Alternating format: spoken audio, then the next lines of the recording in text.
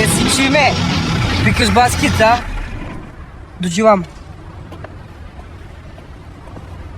A za mene, jel ima nešto? Sigurno ima, nisi ti kod tvoj burazi. Ako ti čiz nađe nešto u malom džepu, slomit ću ti mali prst, pa nećeš moći da ga bacaš. Jeli čime, imaš ti kalendar?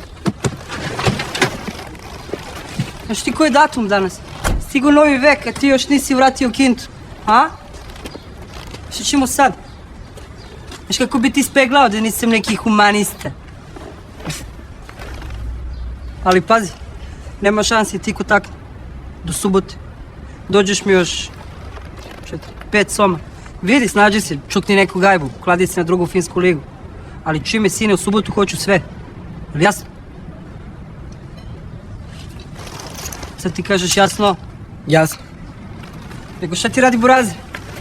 Čujem da su dobili TV u boji, 100 za 100 tenis. Pa bolje njima na Mardilju nego nama ovde.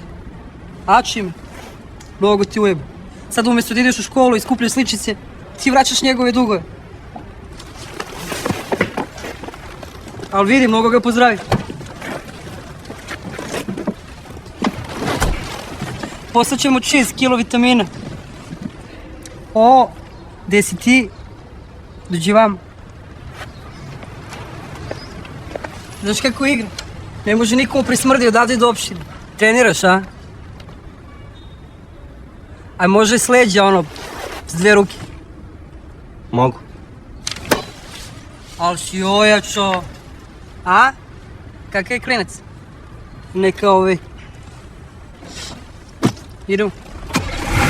Mama, ne mogu da stignem da nabavim kintu do subote. Ja. Jesam ti rekao da neću da čujem reči koji počinju sa ne.